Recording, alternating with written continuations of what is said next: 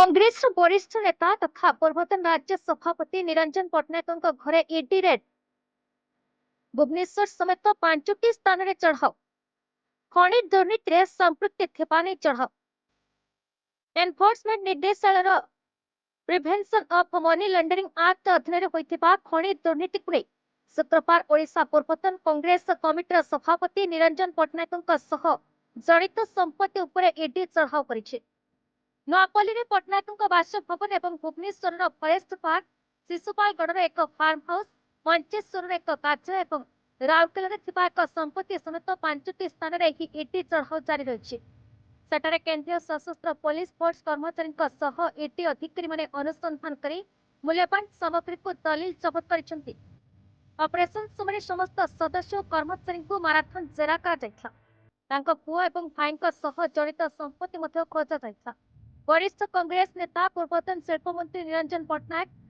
और भाई डीआर पट्टनायक घर कार्यालय प्रवर्तन निर्देशालय ईडी पक्षर शुक्रवार चढ़ाऊ कर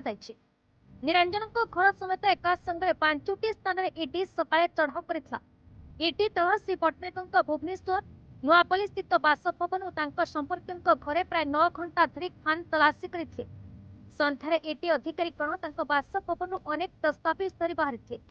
चढ़ाऊ पक्षर कारण अस्पष्ट रही खनि अर्थ कारबार को ईडी चढ़ाऊ कर चर्चा जोर धरी राउरकेलार विशिष्ट खनि व्यवसायी सान भाई दीप्ति रंजन पट्टनायक सिविल टाउनशिप स्थित कार्यालय घरे दिन तमाम ईडी अधिकारी माने चढ़ाऊ करते केंद्रीय पुलिस बल कड़ा सुरक्षा ईडी अधिकारी माने खनि मालिक मैनेजर समेत अन्य अधिकारी को जेरा चलाई राउरकेलार विशिष्ट व्यवसायी खनि स्कूल कॉलेज हॉस्पिटल और होटेल भली अन्य शिल्प में पुंजीनिवेश कर जोड़ा बड़पिला आदि अंचल खनि व्यवसायी व्यवसायी एकता साहा कमिशन तदंत सम्मुखीन होते खनि आयर होटेल व्यवसाय मेडिकल व्यवसाय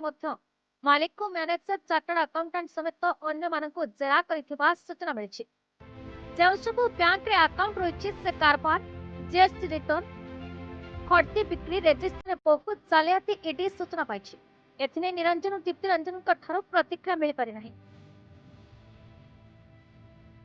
ढेंकानाल अक्षय कुमार नंदन का स्वतंत्र रिपोर्ट बीई न्यूज ओडिशा।